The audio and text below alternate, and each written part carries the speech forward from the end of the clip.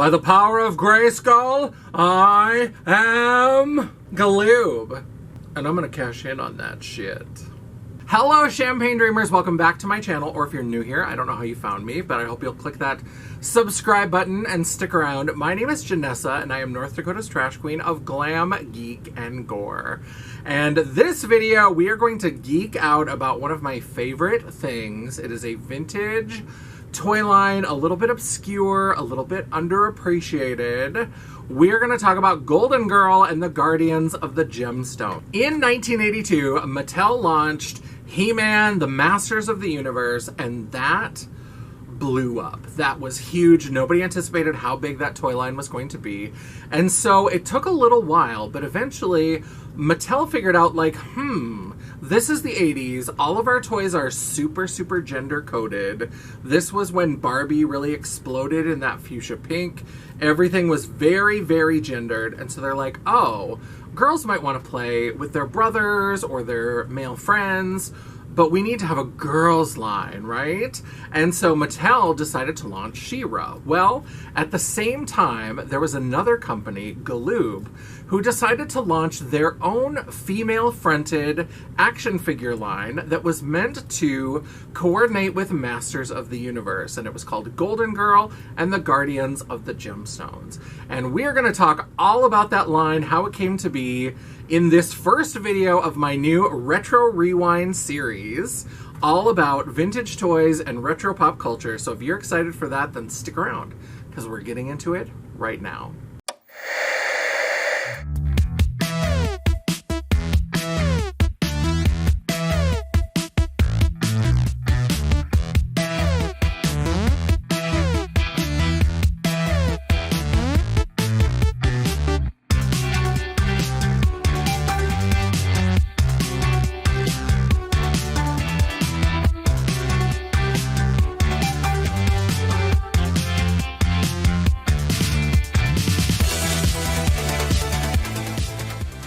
Yes, so He-Man launched in 1982, and that was such a huge success. And so Mattel and Galoob both were kind of, the wheels were spinning. They were looking at the sales figures coming in. They were looking at how this was dominating the market. And they were like, why don't we launch a girls line? Now, some people think that Golden Girl came first, and some people will say that Golden Girl is a ripoff of She-Ra.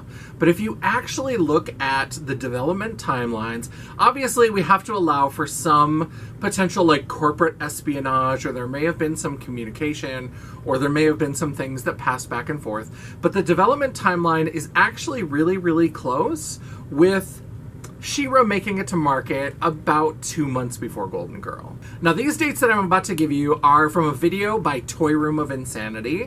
One of the reasons why I wanted to create this video series about Golden Girl is because I feel like there's not a lot of material out there, but Toy Room of Insanity did an excellent, excellent video. I'm going to link it down below, and you're definitely going to want to check that out, and I will make sure that they are linked. You know, that's about it. Toy Room of Insanity is one of the few really deep dive videos about this line. So Mattel filed for a trademark on She-Ra on October 23rd, 1984. Galoob filed for a trademark on Golden Girl on November 2nd, 1984. She-Ra received their trademark on November 20th, and Golden Girl received their trademark on December 4th, and then the first time that it was used, which is when the products really hit the market, She-Ra became active on May 21st, 1985, and Golden Girl became active on July 30th, 1985. So She-Ra did beat Golden Girl to market by about 2 months, but clearly they were in development at the same time. This isn't something where Galoob saw She-Ra in the market and decided to make their own knockoff version. This is something that was in the works during that whole time. They both were filing for trademarks and working on the products concurrently. So that's the information about the trademarks. But now I'm going to show you some of the toys to really kind of make my argument that I feel like Galoob was aiming their Golden Girl line at He-Man, at Masters of the Universe, rather than at She-Ra. So let's start by looking at the two titular heroines. No pun intended. So here is the original She-Ra with her accessories, and you can see that she's got some battle armor, but her outfit is very girly. Her outfit is very kind of, we've got this little foo-foo, lacy kind of skirt with some holographic material. We've got this iridescent cape. We've got holographic stickers on the headpiece. The sword is very minimal. There's not a lot of detail to it, and it's not very weapony, right? If you think about He-Man and some of the weapons that their figures have, it's not really super intimidating in terms of a weapon. So here we have Golden Girl, and you can see she also has rooted hair. She had a headpiece. This loose one does not have the headpiece, but it was a little bit of like a spiky crown, I believe. And then she's got a cape, but it's a little bit different. It's like a gold lame fabric, and then kind of a satin with some trim. And then here is her sword. Her sword is much more weapon-like. It's much more about the battle and about utility. And you can see her armor, very similar to She-Ra, lots of skin showing, all of that, but definitely a little bit more of a warrior kind of look than She-Ra. So here they are next to each other, but also let's look at some actual He-Man figures. This is Battle Armor Skeletor, and so he is one of the Masters of the Universe figures. And you can see that the Masters of the Universe, they're known for these big, like, barrel chests. The proportions are very strange, because they've got these tiny little waists, so skinny, and these big barrel chests, big muscles, and these kind of squatting legs. That's kind of what they're known for. And they're done at about 5 inches. There were a few female figures in the line, but not all that many. So let's look at one of them. Let's look at Evil-Lyn. So here is Evil-Lyn, and you can see that she is out of proportion with Skeletor a little bit. She's definitely more frail, more demure. It's the 80s. And she's got an interesting sort of sculpt to her, and she's got a lot of detailing. Now, if we compare these to She-Ra, She-Ra is made at approximately the same proportion. She's at 5 inches tall, but she looks somewhat slimmer. She looks a little bit more petite, even compared to Evil-Lyn. There's something about the very thin arms and legs that look different than what we see with Evil-Lyn and the other Masters of the Universe figures. So here you can see we've got similar but very different. This Evil-Lyn looks like she fits in the world of that Skeletor. This kind of pretty frilly She-Ra, she might be around the same size, but she doesn't necessarily look like she fits. But now look at Golden Girl. Even though she's made at 6 inches, which is a little bit larger, she seems like she fits in the world of He-Man much better. She's a little bit more solid. She's built a little bit more like Evil-Lyn and Teela were. And so these, you can see, are much more in proportion. Now with Evil-Lyn, you'll notice there's a lot of detailing in the armor. There's a lot of attention to detail with the painting, and it's a very interesting sculpt. Now, they did reuse this sculpt. The head is different, but the sculpted body is the exact same as Teela. Teela was in the first wave, and then they reused her body for Evil-Lyn. So that's a little bit of a recycling thing, but there's much more detail, and if you look at the feet, you can see there's a lot of detail in the boots. There's kind of a fur rim, and then we've got some detailing there. Let's look at a She-Ra doll. Without all the accessories, you can see that they've kind of got the same sort of look. So they've got some sort of, maybe like a sweetheart top. They love that heart-shaped sweetheart top. Some of them have maybe a piece that comes up a little bit that's painted on. Some of them might go a little bit squarer across the top, but they're generally that sort of strapless, usually a sweetheart kind of neckline. There's some sort of detailing here on the bust, and then they've got the dreaded square crotch. The articulation are legs that just kind of go up and down, so they're just attached to this block, and you get this sort of square shape in the middle.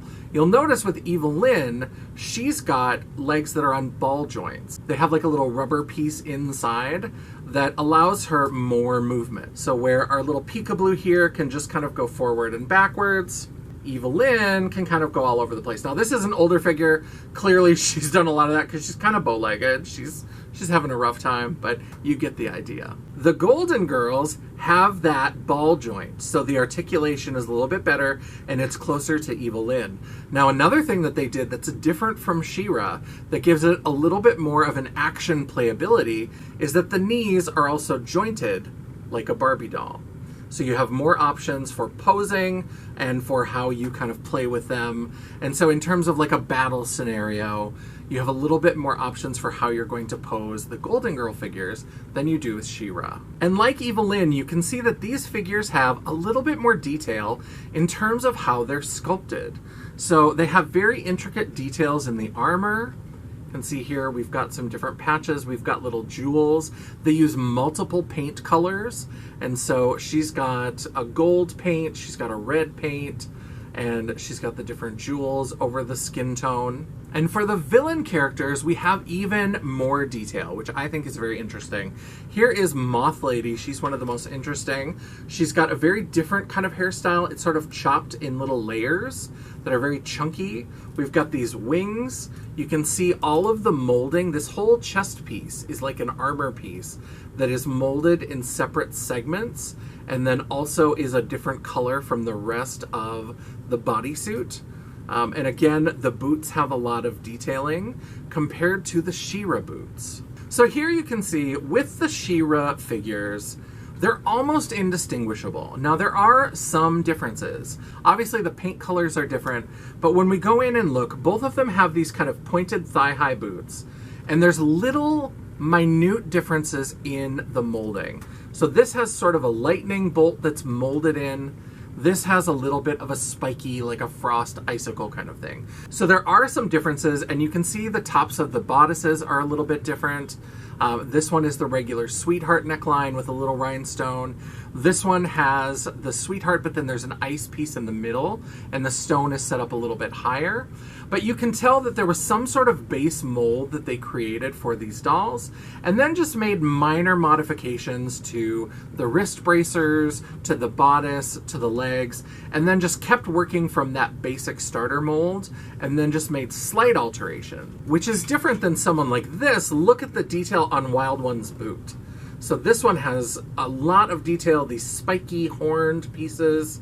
And we have this belt with these feathers that come down, and even her bodysuit has this kind of texture, almost like it's a woolen sort of fabric, so I think that's really interesting. And then we have the makeup. The She-Ra dolls have what is obviously just a classic 80s beauty makeup. A lot of blue eyeshadow, they have rosy cheeks, a lot of them are kind of smiling, and they have just a friendly, soft, feminine sort of look. There's nothing really wild about them. Some of them had some differences. There's a character called Double Trouble who has sort of a good face and an evil face, and so she has a little bit more makeup. Some of the evil characters have a little bit stronger makeup. But let's look at Golden Girl. She's got these sort of winged, spiky pieces. There's different colors. She has painted on earrings. It's much more intense. Vultura, again, also has kind of this spiky, witchy sort of look. They've got much more of a heavy metal, dark sort of look that fits in with the more intense, battle-ready He-Man look. And this poor loose Wild One, she's starting to lose some of her paint job, but you can see that here, not only did they give her this really interesting face makeup and face markings, they also gave her body tattoos, which is very unique for the 80s. That's something that you didn't really see a lot with girls' toys, where they would have body markings or body tattoos, and the Wild One figure specifically features quite a few of them. So the line ran from 1985 to 1986. It was only around for about a year. They were getting ready for a second wave of potential toys. Not really anything was released. They did have a couple of late releases that we'll talk about, but it didn't really do well enough for it to continue. Now, what happened? If you are a child of the 80s, or if you've listened to Gen Xers like me yap on and on about it, the reason why Golden Girl probably wasn't successful was that they didn't have a cartoon. In the 80s, you had to have a cartoon. He-Man, She-Ra had their cartoons, and they used that as a way to really market the toys. There were some restrictions on children's advertising, and so creating a cartoon that featured the characters, the outfits, and the vehicles that you were going to be selling wasn't really advertising, but it was also a really smart way to push toys, because you could then create the characters that were in the show as figures with accessories, with vehicles, with outfits, with playsets. So unfortunately, Golden Girl, There were some different adaptations. There were some storybooks and things that we're going to talk about in part 2 of this series, but they didn't ever have a cartoon, and I think that was really the death knell for the Golden Girl line, which is unfortunate because I think that Golden Girl, we're going to talk about some inconsistencies in the quality, but I think overall, in terms of a companion line for He-Man, I think that Golden Girl actually is a better companion to He-Man than She-Ra. I think the She-Ra line is great. I collect a lot of She-Ra. You see a little bit of it in this video. There's going to be a whole separate video specifically about She-Ra at some point, but I think that Golden Girl just did it better. In terms of fitting into that world of the Masters of the Universe, Golden Girl just looks like it fits. And I hope you'll agree as we start looking at the full line of dolls and accessories. So let's get in and really look at all 11 of the dolls in the Golden Girl line. Now, Angie and I have had discussions about this. I think we feel different ways. You can let me know in the comments where you fall on this, because Golden Girl and She-Ra both kind of fall into this weird in-between space of, are they action figures or are they dolls? Now, Angie is of the belief that all of them are dolls. Everything's a doll. Action figure is just a doll. And I have to say that that's kind of maybe true, because toy company executives and marketers came up with the term action figure for G.I. Joe. And because people didn't want to buy dolls for their sons, so if you could call it something else, they called it an action figure. But action figures tend to be less of the soft goods, less of the, you know, kind of dressing, that's really kind of part of it. They're more about the activities and the things like that. Dolls tend to be a little bit more about the dress up. Golden Girl and She-Ra are both kind of in that middle space of, like, they're meant to be used with Masters of the Universe, but they're also kind of dress up dolls. So I don't know where I fall. I've been using action figure, doll interchangeably, and I think for this video that's where we're gonna stay. So let me know what you think about the whole action figure versus doll debate in the comments below. So this is our first figure. This is Golden Girl, and one of the things that I always enjoyed about this line as a kid that I thought was really impressive, and again, when we start talking about some of the inconsistencies of quality, each of them came with like a cape, and there's some accessories that are over here, a weapon, there's usually a headpiece of some sort, but they all came with a shield that had some sort of gemstone in it. And these shields are die-cast metal. So not any fancy kind of metal, obviously. It's just a base metal, but they're painted. They have these jewel accents. And that, to me, was really impressive compared to the little plastic shields that you got with She-Ra. Again, it just felt like they were taking more attention to the details of the warrior aspect of Golden Girl. So here you can see she's got the blonde rooted hair. She's got a cape. Now, there are a couple of variations about Golden Girl that you sometimes find. And so here you can kind of see, now one of the things with vintage toys is that the plastic here is kind of yellowed, and she's on a yellow background, which doesn't help. But her cape is white and gold. Now, there are some variations, and there were enough made that it's actually considered a variation of the toy, is that she actually shared the same cape with Sapphire. So she had a gold outer cape with light blue inside. And there are some that have been found in the wild where she actually shared Onyx's cape, which was gold on the outside with pink on the inside. Now, both Sapphire and Onyx, their cape did not have the fold over piece, and so it didn't have this piece above it, but it was just the plain gold with either light blue or pink. And that was something that you would find sometimes as a variant of Golden Girl. It won't go away. I've got that feeling rushing through my body. I know that. So here we have Sapphire. She is the first of the Guardians. Once again, you can see we have this die-cast metal shield. We've got the jewel.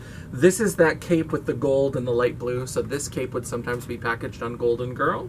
And you can see she's got the bright blue makeup and some beautiful sculpting in here. And again, each of them came with their own unique weapon. Now here is a second Sapphire. And one of the things that you'll notice is the real difference between the plastic. This one is much more yellowed. This one is still very clear. And so with vintage toys, it's not like they're all gonna yellow or they're all not. It really depends on how they're stored, the life they've lived. And another thing that you might start to notice with some of these toys in particular, but has also happened with Barbie dolls and other similar kinds of dolls and action figures that are made of this sort of soft plastic, is that in some cases, the plastic starts to degrade. And you can see on Sapphire's legs, we have these really dark blue marks. And that is some issues with that plastic degrading. Another thing that we're going to see on a little bit later doll is that some of the material in the capes, this gold lame, also has a tendency in some cases to break down. And you're going to see that on a doll in just a minute. Here to stay. It's like you're my personal Illuminati. I know that some might say that I am just a bad girl, but if you treat me right, I will be the best girl in this whole world. No, I'm not gonna bite. I got my... Here we have a couple of Ruby. So Fiery Ruby, she is the red character, and you can see she's got a beautiful ruby red gem in the middle of her shield. She's got a gold cape that's lined in red, and she comes from a hotter climate, so she has a very open work bikini sort of outfit, and she's got that flaming red hair and really beautiful, beautiful makeup. We're going to include some pictures so that you can see the close-ups and really get a sense of what her rocker chick look is. On your body. So tell me what you want me to do. I can be good or be naughty, because there ain't nobody love you like I do. Next we have Jade from the Emeraldine Isles. This is a beautiful green color. Again, that beautiful green and white shield with the green gem in the middle. She's got a two-tone green outfit, and her cape is gold with a green lining.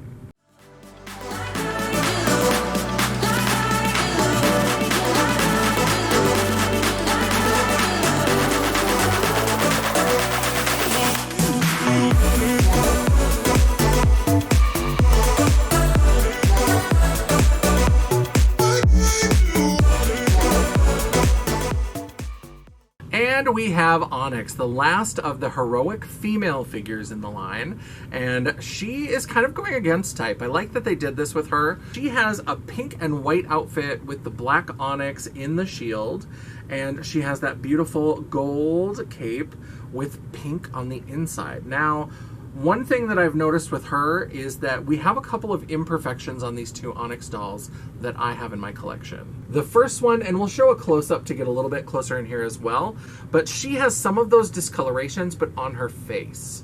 So she has some darkening up around the eyes and over on the side by her cheeks. In some cases with the legs, that discoloration may be from the wire that's in the legs, and that could be causing some of that degradation and some of the problems. But she actually has some of the degradation in her face as well. Any of the soft plastic in these toys really can degrade, and you can see some discolorations or different markings and things that come with time. Other than that, there is a little bit of marking on the box as well, but she's in pretty good condition except for those few little spots on her face. The other doll, not so great.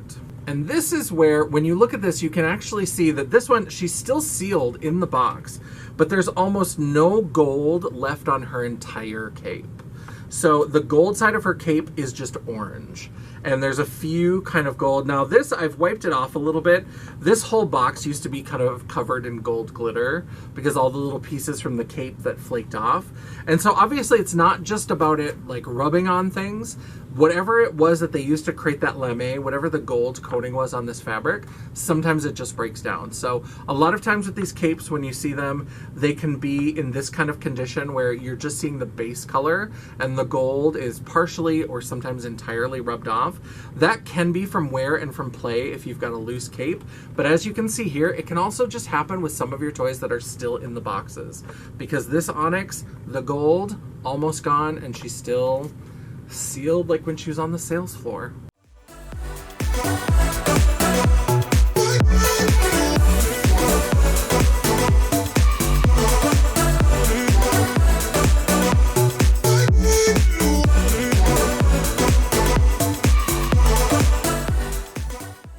And if you were playing with your She-Ra toys and you were like, Bo is such a pretty boy, why can't we have a male doll in our action figure line that's ugly? Enter Prince Chroma.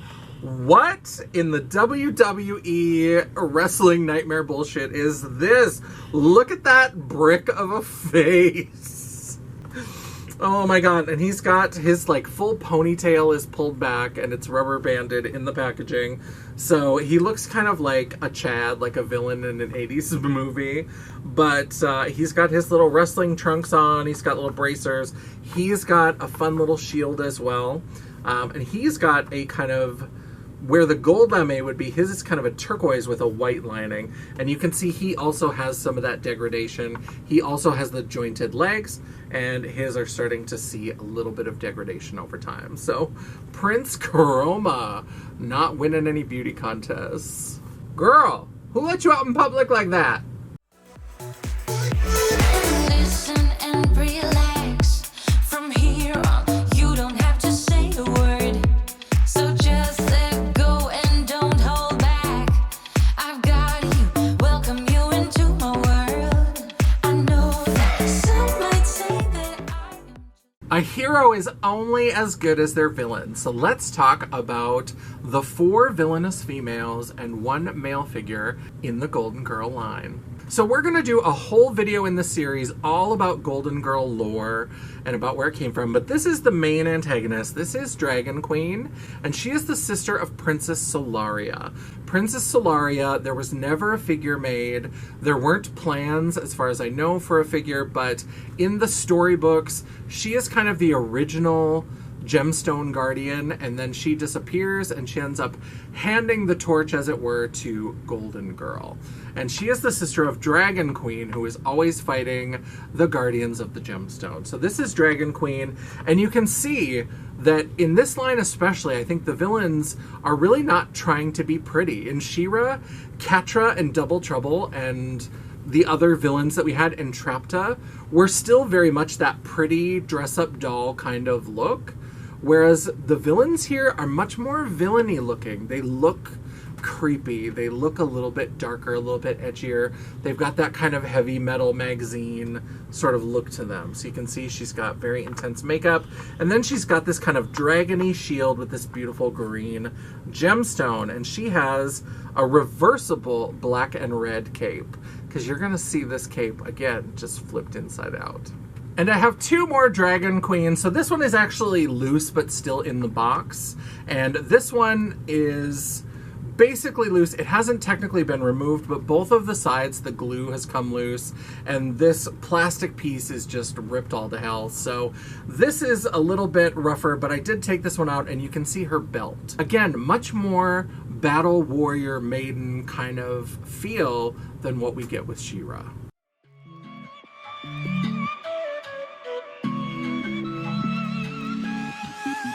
So you need a little break, huh, boy? Say you need a little space, yeah, boy. Is it 'cause you can't be faithful, boy? Hope she's cool, unlike you. You ain't ready for a girlfriend, no. This is Vultura. I think this is the first figure that I had, and it's not my favorite. We're going to get to my favorite here in a minute. I did like the villains even better than the heroes. I thought they were much cooler, much more interesting. But this is Vultura, and she's got this beautiful vulture. That's kind of a red stone. I know the plastic is a little bit discolored, but she is the sorceress of the evil claw. And I love that she had this piece that fit over her hand that was like a claw, and it was like blue and yellow, and it looked very creepy. And she's got this big frizzy white and blue hair, very kind of mystical sorceress kind of look. I really love it. And here you can see it's that same cape that we saw with Dragon Queen, but turned inside out. Think I'll steal your weekends, no, so you make up shitty reasons for, want it out. See, I'm not even mad, boy, but I'm confused. Next we have Moth Lady, the wicked winged witch of the night. I love this. Again, another figure that I think is really, really cool. I love all this detailing, especially that body armor piece and the boots. And her cape is actually cut so that it fits over the wings. So you can actually fit it around the wings that are in her back. And this beautiful purple shield. I think she's very cool. And another thing that I think is kind of cool with this is that in the 80s, it was not uncommon for toy lines, if you were doing a series of action figures or dolls, You know, people were starting to talk more about diversity and inclusion. We still weren't really doing a great job. A lot of times a toy line would put in like a token person of color. And what I think is interesting is that Moth Lady is actually a second person of color. So we had Onyx in the heroes, and then we have Moth Lady, who has more of like an Asian, Southeast Asian kind of look. Her skin tone is kind of a deeper caramel brown, and her features are meant to look a little bit more Southeast Asian. So we have a little bit more diversity. It's still not maybe great, but it still is a little bit of difference, and I really love the detailing that they put into this character. I think they did a really good job with it. And if one Moth Lady is good, why not have two? Shouldn't you be keeping me at 10 when you're 2? I can't help but feel sympathetic, I do. You think you're bad, boy, but I feel bad for you. Think you're bad, boy, think you're bad, boy, think you're bad, but I feel bad for you. I'm not even mad, I'm not even mad, I'm not mad. And if 2 is good, why not have 4? So I said that Vulture is kind of a close second, but my favorite toy in the line is Wild One. I love Wild One. I love this sculpt. I love the detail. I love those beautiful tattoos and the face work. I think she's gorgeous. She's got those little braided hair. I love her fun kind of metal shield, and it's like a hematite piece. Very cool. She's even got this little, just like a random little leather piece just over her knee. I just think the detail is so cool with this one. I just think it's so gorgeous. And I love that she's got a very different, it's kind of a woolly sort of cloth cape. It's very different from all the other satin lame. She's the barbarian huntress, and hers is much more, it's cut very jagged on the edges. I just think she's so cool. And I have ended up so far with 4 different Wild Ones still in the box. I was pretty when I met you. Now I'm prettier than ever. Took a second to forget your boy. Only one. If you wanted to hurt me, well, you failed big time. 'Cause I knew you would panic and run. I won't chase you, baby. I'm too good without. If you think that I'm crying, you're wrong. I'm not even mad, boy, but I'm confused. Shouldn't you be keeping me at 10 when you're 2? I can't help but feel sympathetic, I do. You think you're bad, boy, but I feel bad for you. Think you're bad, boy, think you're bad, boy, think you're bad, think you're bad. And then I would probably feel that this guy is a little bit of an uggo too, but I have a soft spot for Nandor from What We Do in the Shadows. And if you want a little 6-inch version of Nandor, you need to get yourself Ogra. He is one of the leaders of the barbarians, and he is the male figure for the villains. Now, one thing that I think is interesting, here you can see he's got a very similar kind of build to Prince Chroma. He's got a beard, he's got kind of reddish orangey eyes, he's got a shield, he's got a helmet, all this different kinds of stuff. Now again, with the way that 80s toys were very gendered, trying to figure out what to do with these male characters, right? Are they just following Golden Girl? Are they some of Golden Girl's helpers? Are they a love interest like Bo from She-Ra? Bo was kind of a friend, kind of a flirty, potential kind of love interest, in the way that anybody in a children's cartoon is really a love interest, but kind of more of a flirty romantic. He had the heart on his chest or whatever. With these, it was like, well, they can't report to Golden Girl or to Dragon Queen because that would emasculate them. So both Prince Chroma and Ogra are mentioned as being like leaders of their own groups. So Prince Chroma is kind of the leader of these heroic men, and Ogra is the leader of the barbarians, but they help out Golden Girl and Dragon Queen. So the gender politics, it's very 80s, it's very that, but I think it's interesting that they were like, well, how do we fit these men in? And they're like, well, they're kind of on the outside. They don't listen to these women, but they'll help them. They'll come in and help them. So go America.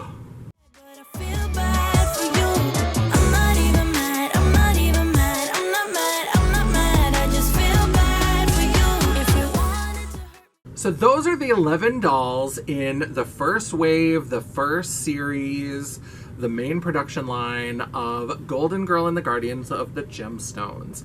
Now, there were a few other things that came out at the same time. They also came out with 2 horses, Olympia for Golden Girl and Shadow for Dragon Queen, and the horses were packaged 2 different ways. You could purchase the horse just by itself and you could have Golden Girl just ride on the back, or you could purchase them packaged with a chariot. So there's lots of different variations out there. If you're interested in the chariots, if you're not, you can kind of look for the one that suits your collecting. Also, there was a place at the Palace of Gems. Now, I mentioned that Toy Room of Insanity video. They have some really great footage of the full Palace of Gems open. They look at all the accessories. They get really close. I'm going to include a couple pictures, but absolutely check out that Toy Room of Insanity video if you want to see the intricacy and the detail of the Palace of Gems. I think that's really, really interesting because I kind of agree with him, as he said that they kind of dunked on Castle Grayskull a little bit.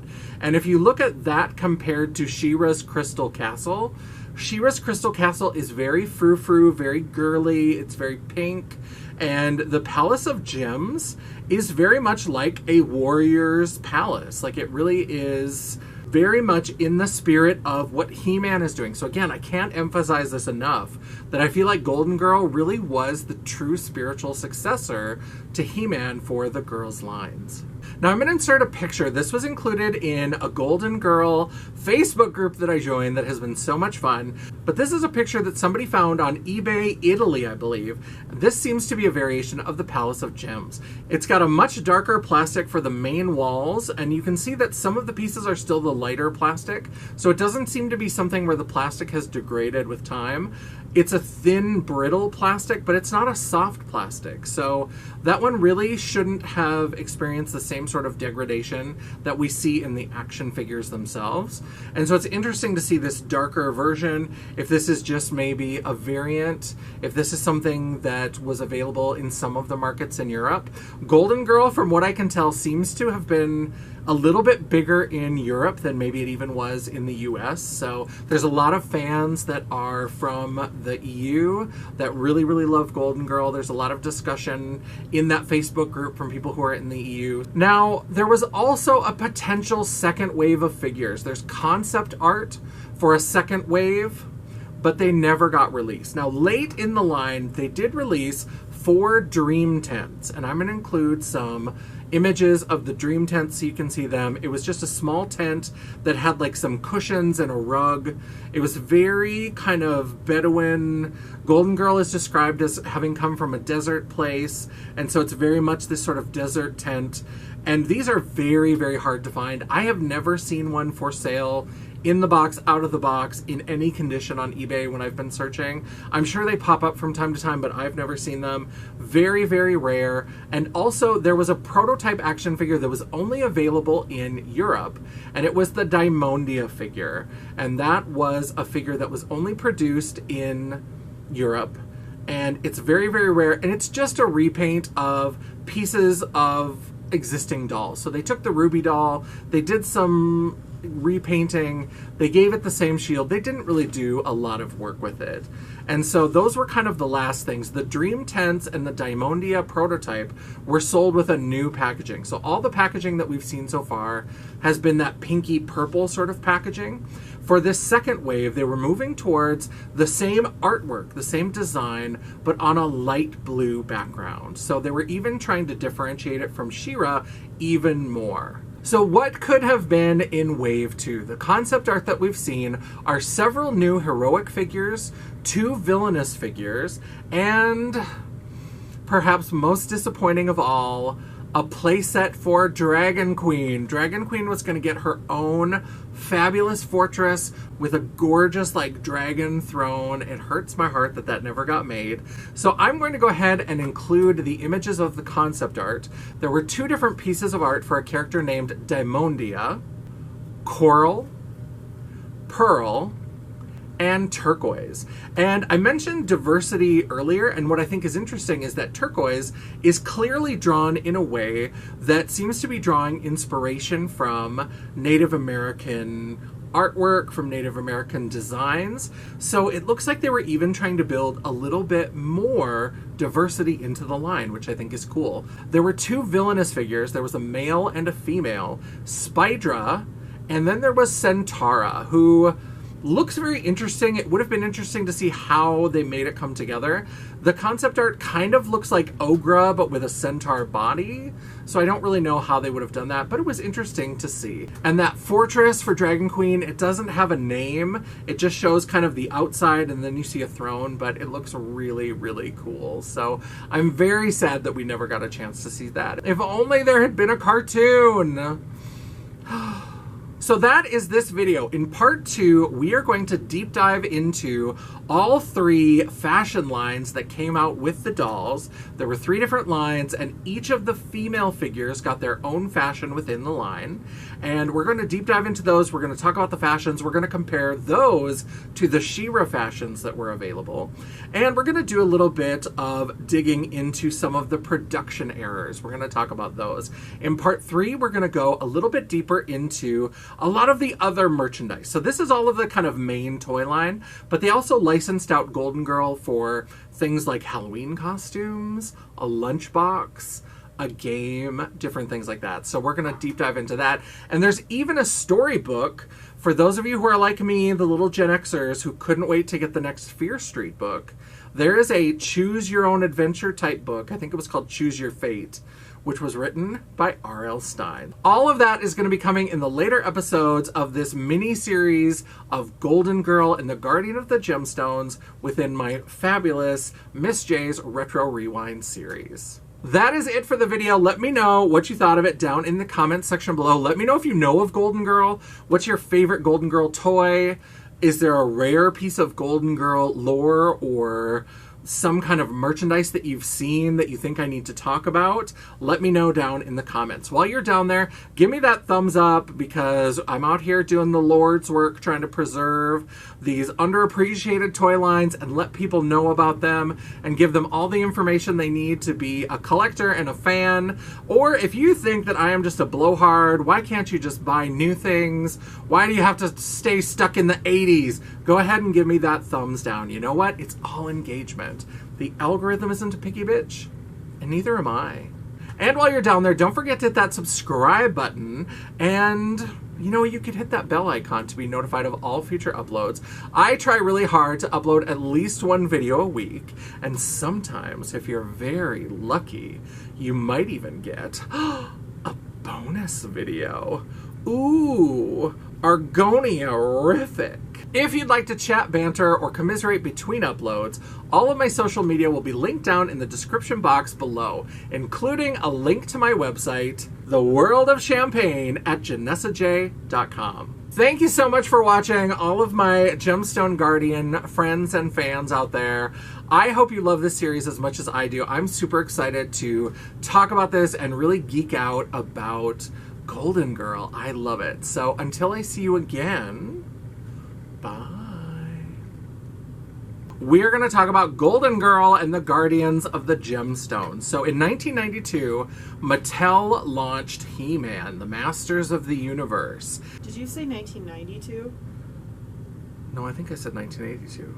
So in 1992...